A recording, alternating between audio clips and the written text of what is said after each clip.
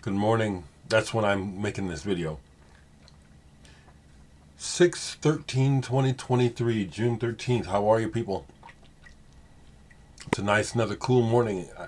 I kind of enjoy wearing this sweater in the morning. Of course, I lose it as the day goes.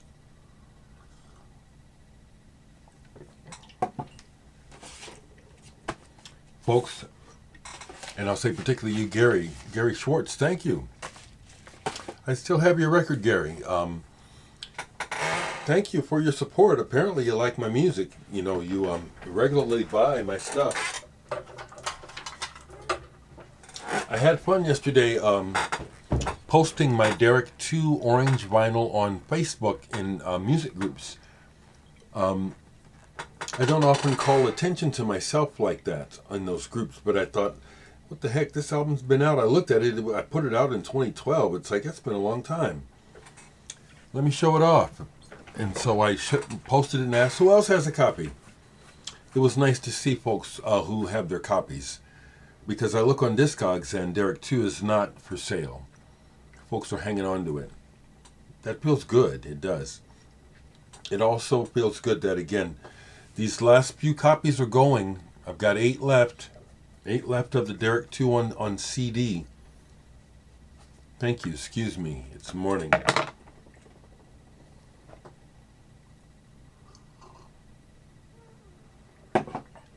Quick update on stuff. So I had rehearsal yesterday with the David Nance Mode Sound. We play Saturday at the Lincoln Arts Festival in Lincoln. Jim Shorter won't be with us. Now, that's been one of the interesting things about working with David Nance, is that he is pretty loose and works with whoever he works with a lot of different folks. Jim Shorter is going to be busy here in Omaha with the Omaha Mobile Stage, which he and I helped to design it. He is much more involved continually. I'll be doing some more with the Omaha Mobile Stage later this summer, doing some talent show judging. But Jim won't be able to make the gig this Saturday in Lincoln, so we have Mike Freeman on slide guitar, who, the main thing I know about Mike is that he's on several Simon Joyner albums. He's not in a band per se at this time. But we had rehearsal yesterday at Mike's house. I don't know if you folks heard, but unfortunately last week David Nance had all of his equipment ripped off out of his car. And they had done a gig Thursday night. He'd unloaded into the garage. Somehow the garage door got opened. Something triggered the opening, so it was left open all night. He comes out and all the equipment is gone. Bless him. Hope he can find his stuff. The guitar is one that he made, so it's like sad. I've been ripped off before. It sucks. But anyway, great rehearsal. Mike has played with David before. They both played with Simon Joyner. So there was, even though Jim wasn't there, the vibe was there already because of the familiarity. I love playing with Kevin Donahue, the drummer. Anyway, David brought me my test pressing of the album that's coming out on Third Man Records. I love it. And this sounds great. I play bass on the whole album. And I was really pleased as we were working on this how good Jim Shorter was getting the engineering. I mean, we were playing well, but he was capturing it really well. And it really sounds great on vinyl. And I love that it's a third man. You see that? The third man test pressing. For me, this is another personal feather in the cap. Bucket list. I have releases on record labels. This isn't the first, but it's cool to be on a record label such as Third Man that has the notoriety and the reputation that it does. So I'm chuffed and stoked about being on this album. That it sounds as good. This is probably the best record that David has made so far. Now this is not slick by any means, which I'm happy to say. It's well recorded, but it's true to the nature of David Nance, and he likes to keep it close to the ground. This sounds real good. It's scheduled to come out in August. Yeah, I'm jazzed that I'm going to be on Jack White's label. This is a picture disc. I think it's Icky Thump. And I have another White Striped single, Blue Orchid.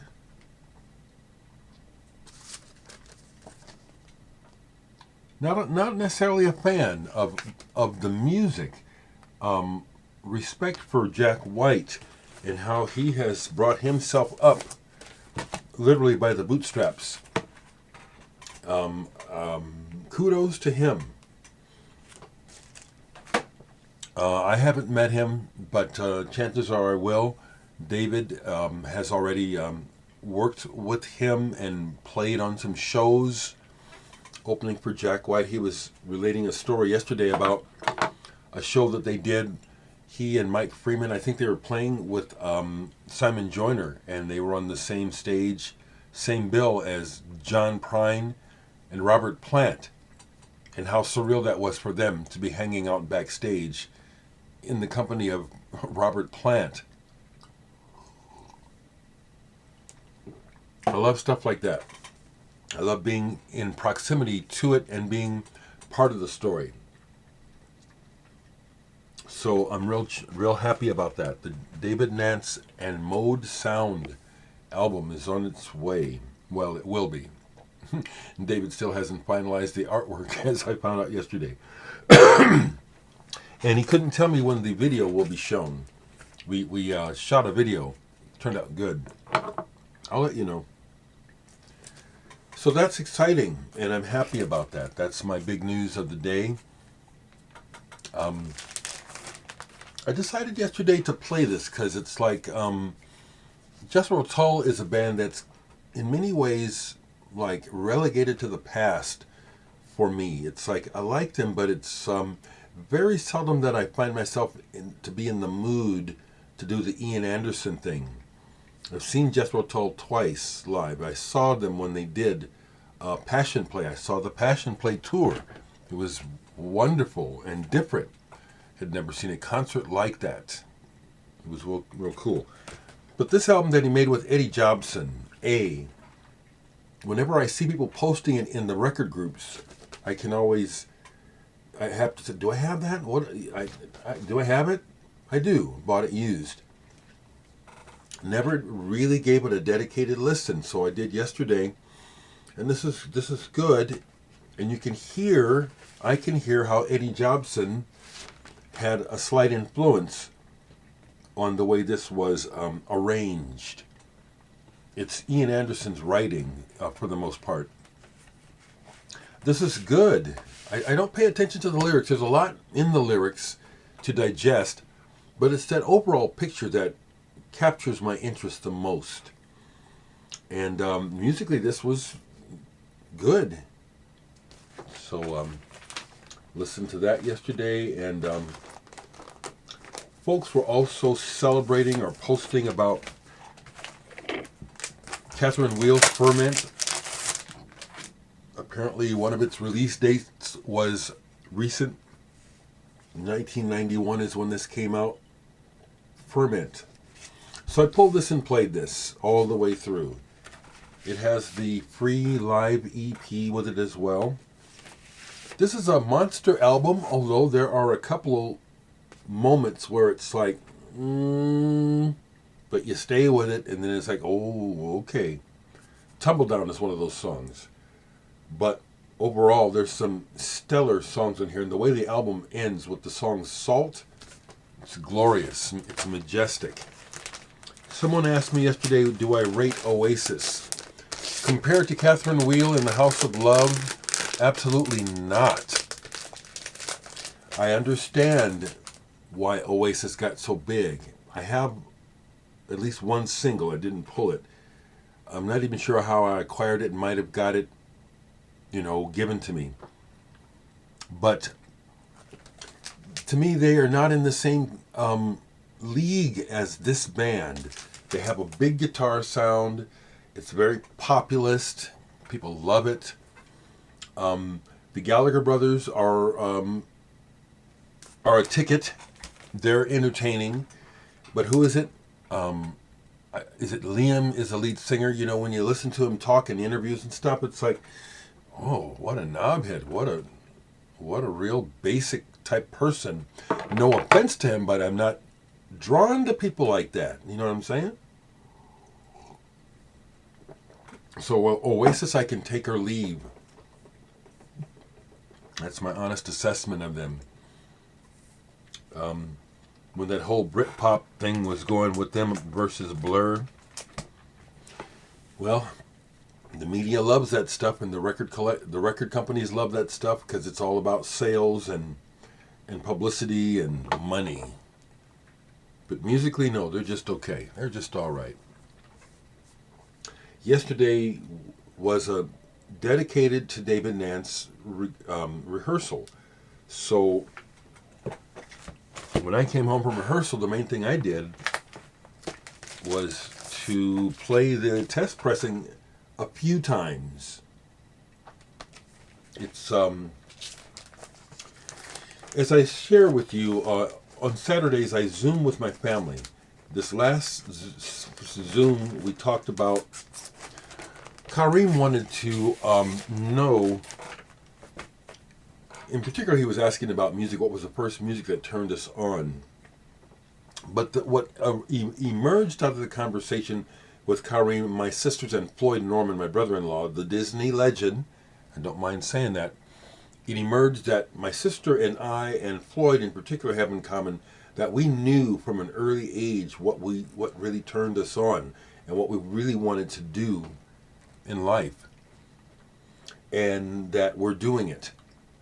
It was neat that Floyd and Adrian found in among Floyd's stuff, because they've been doing some remodeling to their condo, all these little comic books and illustrations that Floyd made as a young boy, already in the mindset, this is what I want to make comics, And myself, I've always been fascinated by records, the whole trip around music and the physicality of the record. So making records and being on record labels, besides me putting them out myself, that means a lot to me personally. It does. So I'm really happy to share it with you. Good to hear from you, Terry. Nice to hear from you. It's been a while since I heard from you. Folks, we're in this together, so we really ought to try to make it work and get along. You know what I'm saying? That's why I'm just so flabbergasted and disappointed with politics, how this naked grab for power makes people say things and think things and do things that are really, really, really bad for the planet, bad for the psyche of the human race, and it just goes on. Today will be an interesting day. Really not much happens except the appearance, but all the flack and the madness, particularly of Trump followers. I've gone ahead and read a big part of the indictment, the counts. Man, if that man gets away with this, it's really bad. If he can get away with that stuff, that's wrong. Because a person my color, we'd be dead already. We'd have been in prison and probably already dead. It's a horrible double standard, and he doesn't deserve it. He's not even a good person. That's what is so again, just upsetting about this. It'd make a difference if he was a decent guy. Like, for example, Mahatma Gandhi. Do you remember that person from history?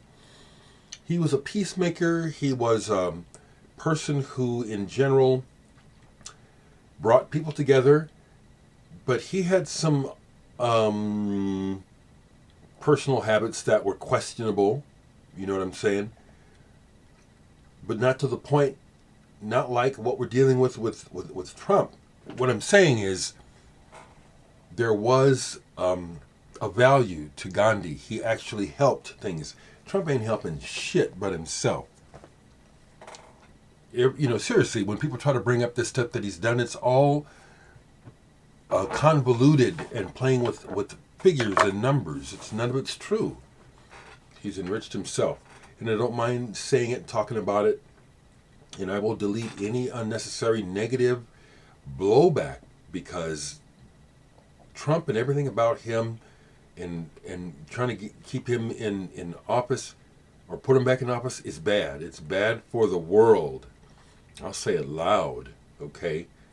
Nothing to argue about there, except the people who are blind. That's the other thing, is that it's very telling that we're seeing it in news reports. His followers refuse to read the indictment. They want to be blindly follow this man. That's dangerous and fucked up. So, as I always try to do, I try to end on a more positive note. It's a beautiful day. So let's enjoy. If you're having good weather, enjoy that. Be good people. Be good to yourself, number one. Be good to yourself and love yourself, because that love is what transfers to others. I do value myself. I do like myself. I've been working on it for a long time. I do love myself. And I dare say that you all can feel it. That it shows. It's not an egotistical love. It's an appreciation. It's an honest appreciation for being alive, being human, and being thankful. I just want to encourage all of you to feel that way about yourselves. Whatever burden or whatever monkey it is on your back, or whatever message it is that you've been carrying through life that keeps you from your personal joy, fight it. It's a lie. And if it's not a lie, then you need to change that. Pretty simple, huh? Okay, talk to me, people.